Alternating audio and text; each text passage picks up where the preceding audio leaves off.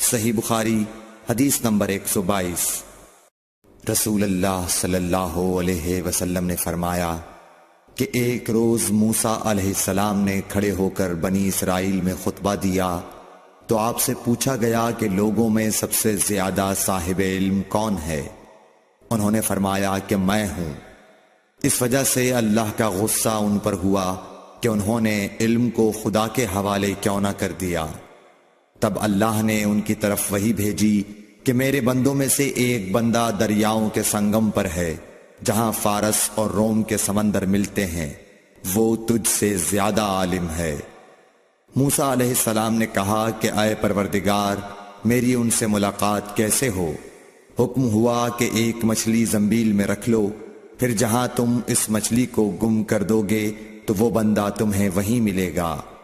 تب موسیٰ علیہ السلام چلے اور ساتھ اپنے خادم یوشع بن نون کو لے لیا، اور انہوں نے زنبیل میں مچھلی رکھ لی۔ جب ایک پتھر کے پاس پہنچے، دونوں اپنے سر اس پر رکھ کر سو گئے، اور مچھلی زنبیل سے نکل کر دریا میں اپنی راہ بناتی چلی گئی۔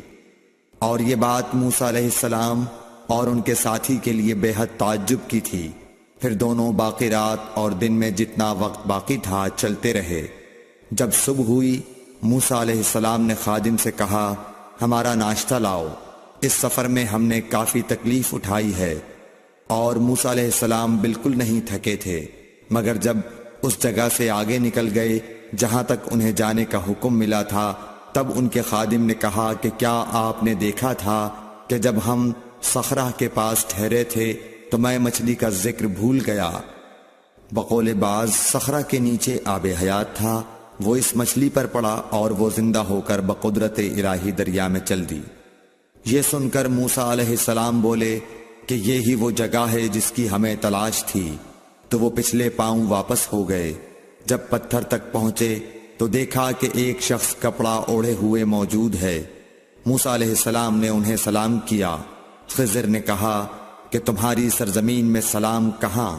پھر موسیٰ علیہ السلام نے کہا کہ میں موسیٰ ہوں۔ خضر بولے کہ بنی اسرائیل کے موسیٰ؟ انہوں نے جواب دیا ہاں۔